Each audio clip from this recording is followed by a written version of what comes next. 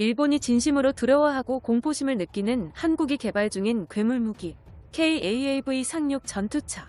일본 열도 대마도 상륙작전에 투입할 세계 최강급 화력을 가진 한국군의 무기 상륙 전투차에 관한 이야기를 시청자분들께 전해드리겠습니다.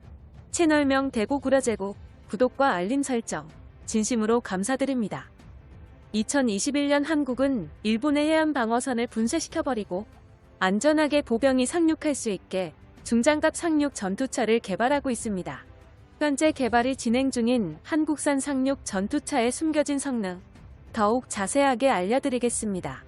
한민족은 과거부터 화력을 중시하는 포병의 민족답게 상륙 전투차에 탑재되는 무기부터가 다른 국가들의 전투차와 비교조차 할 수 없을 정도로 강력합니다. 한국산 전투차의 무장으로는 기존 한국군이 장갑차에 탑재하던 뉴턴 발사기와 K6 중기관총 대신 최소 40mm 이상의 기관포를 주무장으로 탑재할 계획이며 무려 군함의 한 포에 사용하던 기관포가 원형인 K40 기관포, 79경장 40mm 기관포가 탑재될 예정입니다. K40 기관포의 화력이 어느 정도인지 알기 쉽게 요약해드리겠습니다. 비행체, 드론과 헬기를 잡기 위해 개발된 K30BO의 쌍열 기관포가 30mm 정도며 2세대급 전차를 측면에서 관통해 터뜨려버리는 미군군의 A-10 공격기 GAU-8 중기관포가 30mm입니다. 30mm를 상회하는 40mm 기관포에 철갑탄을 발사한다면 200mm 이상의 장갑을 관통하는 관통력을 보여줍니다. 40mm 기관포 앞에서 보병은 흔적도 없이 사라지며 생존이 가능한 장갑 전투 차량은 탱크 말고는 없습니다. 그나마 전차도 일본이 보유한 70-40 구형 전차는 측면에서 관통돼 폭발하고 맙니다. 즉, 전차 잡는 KAAV 상륙 장갑차는 다른 국가들의 상륙 장갑차 대비 말 그대로 괴물 수준의 무기 체계를 탑재한 것이죠. 이러한 K40 대구경 기관포를 한국의 독자적인 기술로 만든 CTA 무인 포탑에 탑재해 인력 소모까지 줄였습니다. 만약 한국군의 상륙 전투차가 일본의 육상 자위대와 해안선에서 전투를 벌인다면 K40 대구경 기관포는 육상 자위대의 90식 전차와 10식 전차를 제외하고 모든 일본제 장갑차와 이동수단을 관통하는 게 가능하며 불태워버리는 화력을 보유한 것이죠. 그 중에서도 K40 기관포의 주특기 순간 화력은 세계 최고 수준의 장점이며 건물의 두꺼운 콘크리트를 믹서기처럼 분쇄해버립니다. 상륙 전투차가 해안선에 상륙하는 순간 일본의 주택과 건물들은 모조리 가루가 된다는 것을 의미합니다. 더욱 충격적인 건 이게 무장 체계의 전부가 아닙니다.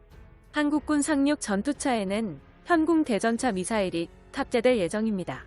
현궁 대전차 미사일은 한국산 중거리 대전차 미사일로 이중 성형 작약탄두, 텐덤 탄두를 장착해 일본 육상 자위대 90식 전차와 10식 전차의 복합 장갑을 관통할 수 있습니다.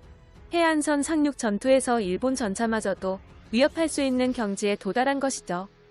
전투차의 차체에는 탈착식 증가 장갑을 사용해 방어력과 생존성을 극한까지 끌어올렸습니다. 다른 국가의 장갑차보다 차체의 크기가 대폭 커졌고 무게는 35톤 이상 증가되었는데 이 정도로 무게가 무거워진 건 단단한 방호력을 가진 장갑이 듬뿍 장착되었기 때문입니다. 한국군은 외모는 장갑차인데 경전차 수준의 방어력을 가진 괴물 전투차를 원하고 있다는 뜻이죠. KAAV 상륙 전투차의 엔진은 1000마력 정도의 출력을 보여주며 상륙작전 시 수상에서 해수냉각 시스템을 사용하는 순간 엔진 출력이 2700마력으로 급격하게 상승하는 최신형 수상 엔진을 탑재할 예정입니다. 또한 소프트킬 APS 능동 방어체계 적용도 고려하고 있죠. 군사력 강대국 한국이 세계 최강급 상륙 전투차를 개발하고 있는 상황에 대해 가장 중요하게 생각할 점은 이렇습니다. 과거부터 맨 땅에서 시작한 한국의 기갑무기 기술력은 지속적인 발전을 거듭했고 결국 한민족은 기갑 전투차 자급자족을 이룩한 상황. 한국의 영원한 주적 일본은 끝없이 도발을 강행하고 있으며 일본의 독도 도발로 국지전투가 발생하는 순간 순식간에 대마도와 일본 열도에 상륙할 세계 최강 수준의 장갑차를 보유하게 된 것입니다. 이러한 사실에 대해 일본 네티즌들은 한국군을 더욱 두려워하고 있군요. KAAV 상륙 전투차 스레드에 올라온 일본 네티즌들의 댓글 반응을 번역해봤습니다. 한국은 이것을 토대로 전자포를 따른 수륙 양용 전차를 보유하려 하는 거야. 일본에게 엄청난 위협이 아닌가. 그것이 일본에 상륙해 올 경우 89식 전투차와 치고받고 싸울 것 같은데 아무래도 불리하다고 생각되네. 한국군이 상륙 전투차를 개발한다는 소식은 제쳐두고 AAV-7 상륙 장갑차는 자위대원을 옮길 수 있지만 엄청 낡았고 무엇보다 탑재된 화력이 콩알탄 수준이다. 결코 웃을 수 없다. 일본의 적대적이고 영토 점령을 원하는 한국이 이런 장비를 자체적으로 개발하려 하고 있잖아. 한국군의 장갑차는 비웃을 거리가 아니라 냉정하게 바라봐야 한다. 40mm라면 2차 세계대전에서 제국 해군이 사용하던 무사시 전함의 대공포보다 2배는 크다. 이것은 굉장해. 한국은 이제 정부가 프로젝트를 주도하지 않아도 방산기업이 직접 무기를 만드는 수준에 도달했네. 군사 무기조차도 완전히 수출을 위한 산업이 되어 있어.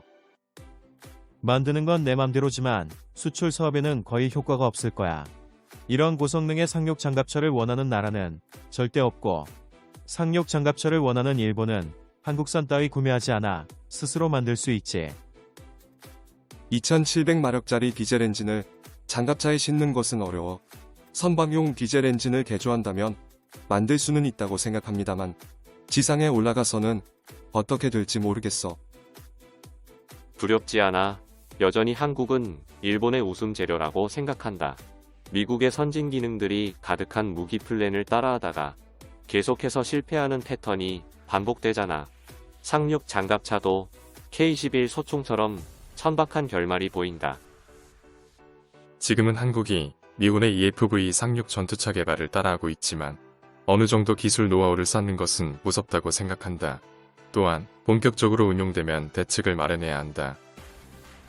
한국의 수륙 양용차가 어느 정도 필요할까? 중국과 전투를 상정하고 있다면 그다지 쓸모가 없을 것 같은 생각이 들고 타국으로의 판매가 주목적이 되어 있는가? 모두 아니면 역시 대일본 상륙을 위한 무기로 판정하겠어. 적어도 실물이 완성되고 나서 이야깃거리로 삼아주세요. 계획만 내놓고 완성품이 없는 건 일본에서 평가하지 않습니다. 현실에서도 한국은 적이니까 똑같은 성능의 상륙 장갑차를 일본에서 제작하자. 아직도 서로를 우호국이라고 생각하고 있어. 일본은 전혀 그렇게 생각하지 않지만 반도의 남부 지역은 긴장하고 있어라. 언제 상륙할지 몰라. 분명 한국의 위치는 중립국인데 어째서 많은 비용을 사용해서 무식한 성능을 가진 장갑차를 만들려 하는지 모르겠어. 망상은 그만둬. 아무도 침공하지 않는다니까. 유지비가 높다. 조달 비용이 높다. 성능이 생각보다 나쁘다. 숙련도가 나쁘다. 개발 능력에 맞지 않는 전형적인 한국산 무기네. 이래저래 양산하다가 실패해라. 이런 무기는 중장갑차 계통인가? 저 정도 중량의 장갑차를 이기려면 더 많은 대전차 미사일이 일본에는 필요하지. 제블린 수준의 대전차 미사일을 일본에서 직접 개발하는 게 정답이구나. 현재 대마도 일본 상륙 작전에 투입되는 한국군의 최신형 상륙 전투차가 개발 진행 중이며 개발이 완료되는 순간 비로소 한국군도 최신형 상륙 전투차를 갖추게 되는군요. 채널명 대구구려제국 영상이 흥미로우셨다면 구독과 알림 설정 진심으로 감사드립니다.